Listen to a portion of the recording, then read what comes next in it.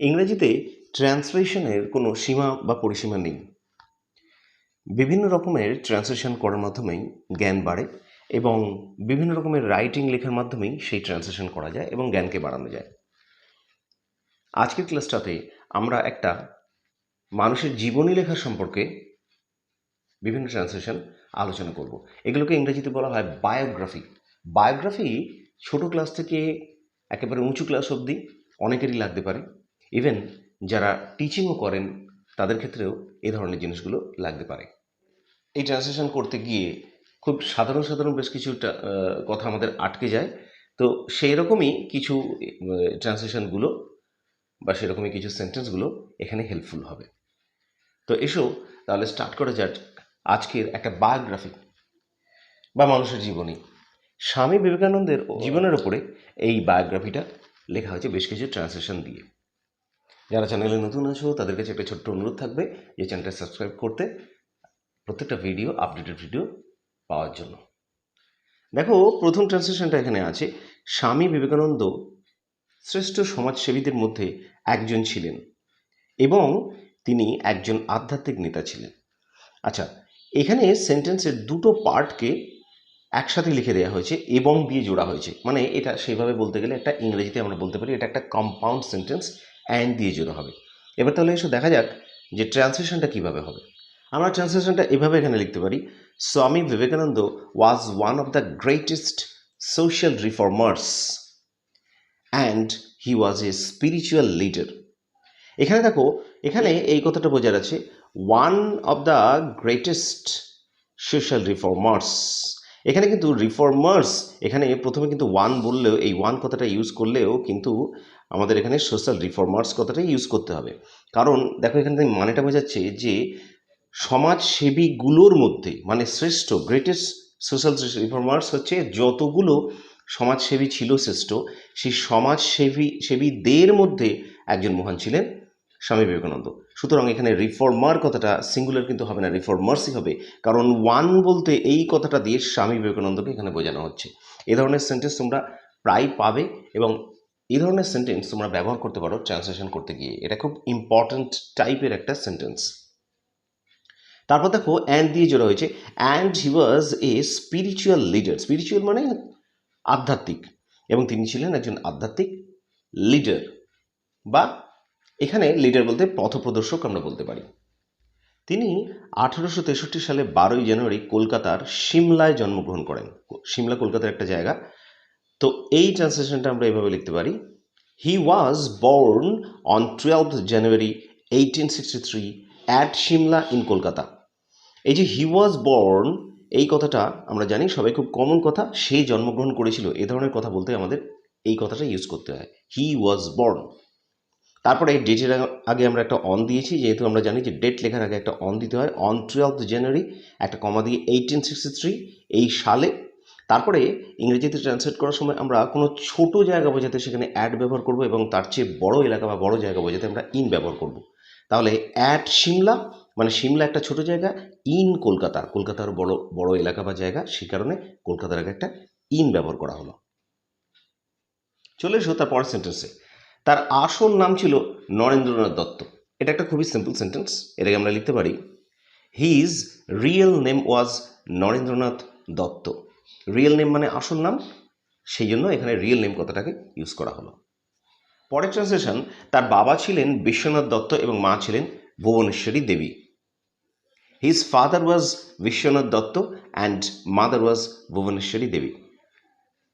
এটাকে সিম্পলি লিখে দেওয়া হয়েছে এখানে যে তার বাবা ছিলেন বিশ্বনাথ দত্ত এবং মা ছিলেন ভুবনেশ্বরী দেবী।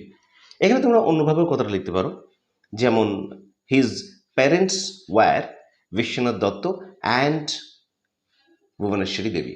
তার পিতামাতা ছিলেন বিশ্বনাথ দত্ত এবং ভুবনেশ্বরী দেবী। এভাবে কথাটা লেখা যায়। তিনি তার পড়াশোনা মেট্রোপলিটন স্কুল থেকে করেছিলেন এবং প্রবেশিকা পরীক্ষা পাশ করেছিলেন। এটা কিন্তু স্কুলের পড়াশোনা বোঝাচ্ছে, কলেজের বা উঁচু ক্লাসের নয়, স্কুলের পড়াশোনা। আমরা এটাকে এভাবে লিখব, he did his schooling from metropolitan school and passed the entrance examination. পুরোটাই পাস্টে আছে, হি ডিড হি স্কুলিং, এই ডিড হি স্কুলিং মানে স্কুলিং করেছিলেন, মানে স্কুলের শিক্ষা বা পড়াশোনা করেছিলেন, এটা দিয়েই বুঝিয়ে দেওয়া হলো। ফ্রম মেট্রোপলিটন স্কুল, মানে মেট্রোপলিটন স্কুল থেকে। আবার দেখো এটা একটা কম্পাউন্ড সেন্টেন্স, অ্যান্ড দিয়ে জোড়া আছে, অ্যান্ড পাস্ট, এই পাস্টের আগে কিন্তু আর হি দেওয়ার দরকার নেই, যেহেতু এই হিটা সাবজেক্ট হিসেবে প্রথমেই একবার দেওয়া আছে, তাই একেবারে হি এর সঙ্গে টেনে দেওয়া হলো, and past the entrance examination, এবং সেখান থেকে তিনি এন্ট্রেন্স এক্সামিনেশন বা প্রবেশিকা পরীক্ষা পাশ করেছিলেন। পাস, PASS পাস, কথাটার পাস্ট টেন্স হচ্ছে পাস্ট, তাই ইডি যোগ করে এটাকে পাস্ট করা হয়েছে, অতীতকাল বলে। পরের সেন্টেন্স, তিনি তার স্নাতক শিক্ষা স্কটিশ চার্চ কলেজ থেকে করেছিলেন। স্নাতক শিক্ষা মানে আমরা যেটাকে বলি গ্র্যাজুয়েট বা গ্র্যাজুয়েশন করা, এটাকে আমরা এভাবে লিখতে পারি, he graduated from Scottish Church College. এখানে গ্র্যাজুয়েটেড কথাটার মানেই কিন্তু ভার্ব একটা, মানে তিনি গ্র্যাজুয়েশন করেছিলেন বা স্নাতক যে পড়াশোনার যে ডিগ্রি সেটা করেছিলেন, তাই এখানে একেবারে ইডি যোগ করে কিন্তু গ্র্যাজুয়েট থেকে গ্র্যাজুয়েটেড করে দেওয়া হয়েছে। কোথা থেকে না, ফ্রম স্কটিশ চার্চ কলেজ, এই স্কটিশ চার্চ কলেজ থেকে। তারপর তিনি রামকৃষ্ণের শিষ্য হন, এই ট্রান্সলেশনটা দেখো, then he became the disciple of Shri Ramakrishna. Became মানে হওয়া, কোনো জিনিসের হওয়া, বিকাম মানে হওয়া, সে বিকামের পাস্ট টেন্স হচ্ছে বিকেম, তাই আমরা এখানে পাস্ট টেন্স ব্যবহার করেছি, তিনি হয়েছিলেন, মানে হি বিকেম দ্য ডিসাইপল মানে শিষ্য, তাহলে তিনি শিষ্য হয়েছিলেন কার না, অফ শ্রী রামকৃষ্ণ, রামকৃষ্ণের শিষ্য হয়েছিলেন। এখানে রামকৃষ্ণের এই এর কথাটা আছে বলে এই অফ কথাটা এখানে ব্যবহার করা হলো। তারপরের সেন্টেন্স, তিনি তার জীবনকে মানব জাতির কল্যাণের জন্য উৎসর্গ করেছিলেন। He dedicated his life for the welfare of humanity. এখানে ডেডিকেটেড কথাটার মানে উৎসর্গ করা, ডেডিকেট মানে উৎসর্গ করা, তার পাস্ট টেন্স ব্যবহার করেছি আমরা, তাই একটা ইডি যোগ করেছি, তাই ডেডিকেটেড হলো। কার লাইফ না, হিজ লাইফ, তার নিজের জীবনকে ডেডিকেট করেছিলেন। ফর দ্য ওয়েলফেয়ার অফ, এখানে ফর মানে জন্য, for the welfare of humanity, humanity মানে হচ্ছে মানব জাতি, তাহলে ওয়েলফেয়ার মানে হচ্ছে মানব কল্যাণ, তাহলে for the welfare of humanity, he dedicated his life for the welfare of humanity, মানে তিনি মানব জাতির কল্যাণের উদ্দেশ্যে তার নিজের জীবনকে উৎসর্গ করেছিলেন। পরের সেন্টেন্স দেখো, তিনি বিশ্ব ধর্ম সম্মেলনে যোগদান করেন এবং সেখানে ঐতিহাসিক ভাষণ দেন ধর্মের ঐক্যের সম্বন্ধে। বিশ্ব ধর্ম সম্মেলন মানে আমরা জানি আমেরিকার শিকাগোতে একটা বিশ্ব ধর্ম সম্মেলন বা সভা হয়েছিল, যেখানে স্বামী বিবেকানন্দ তিনি তার বক্তৃতা দিয়েছিলেন বা স্পিচকে দিয়েছিলেন, এবং সেটা কিসের ব্যাপারে না, সমস্ত ধর্মের ঐক্যের ব্যাপারে, সমস্ত ধর্ম মূল্যবোধ বা সমস্ত ধর্ম এক হোক এর ব্যাপারে। তাহলে এখানে আমরা ট্রান্সলেশনটা লিখব, হি attended the world religious conference and delivered speech or lecture on the unity of all religions. এখানে অ্যাটেন্ড করেছিলেন, পাস্ট টেন্স হলো কি না, ওয়ার্ল্ড রিলিজিয়াস কনফারেন্স, এটা একটা ওয়ার্ল্ড রিলিজিয়াস কনফারেন্স একটা সভার নাম বলে, এক্ষেত্রে দেখো প্রত্যেকটাতে কিন্তু ক্যাপিটাল দেওয়া হয়েছে, মানে নাম বলে ওয়ার্ল্ড রিলিজিয়াস কনফারেন্স, তিনটেই কিন্তু ক্যাপিটালে বা বড় হাতে লেখা হয়েছে। অ্যান্ড ডেলিভার্ড স্পিচ, আচ্ছা এই ডেলিভার্ড স্পিচ এই কথাটা কিন্তু তোমাদের প্রায় লাগবে যে কোনো ব্যাপারে, ধরো কোনো মন্ত্রীরা এসে কোনো জায়গায় একটা বক্তৃতা দিল বা কোনো জায়গায় চেয়ারম্যান স্কুলের কোনো জায়গায় বক্তৃতা দিল, তখন আমরা কিন্তু এই ডেলিভার স্পিচ এই কথাটাকে ব্যবহার করতে পারি। ডেলিভার স্পিচ কথাটার মানে হচ্ছে তার স্পিচ বা তার বক্তৃতাকে লোকের সামনে দেওয়া।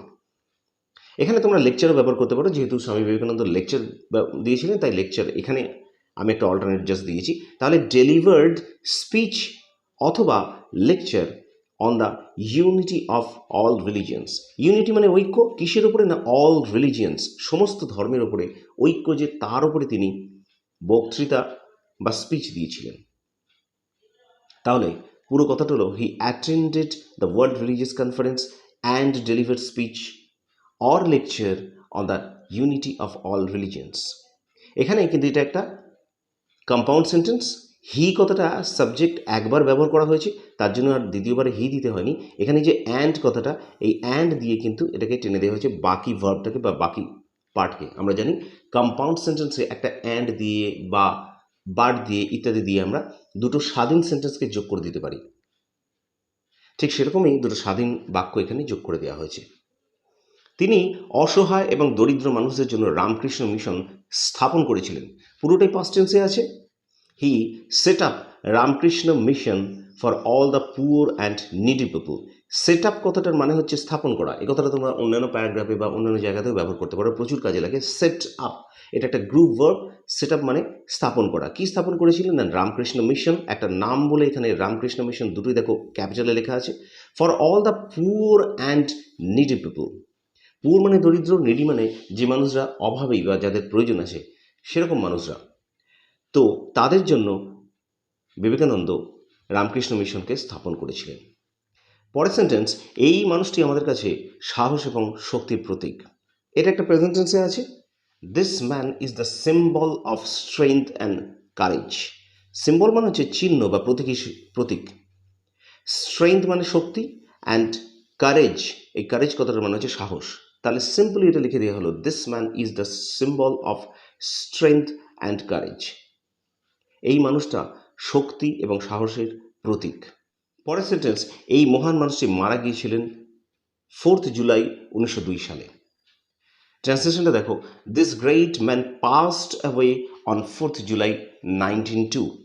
এই যে পাস্ট অ্যাওয়ে কথাটার মানে হচ্ছে মারা যাওয়া। এই কথাটাও কিন্তু গ্রুপ ভার্ব। এটা ডায়েড, আমরা যে ডাই করি না, ডাই মানে মারা যাওয়া, ডায়েড মানে মারা গিয়েছিল। তাহলে এই ডাই কথাটার বদলে আমরা পাস অ্যাওয়ে কথাটা ব্যবহার করতে পারি। শুনতেও ভালো লাগে এবং পরীক্ষার নাম্বারও বেশি পাওয়া যায়, কারণ এটা একটা গ্রুপ ভার্ব। তাহলে this man passed away on 4 July 1902।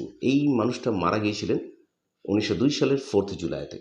Date আছে বলে দেখো এখানে একটা অন ব্যবহার করা হয়েছে ডেটের আগে।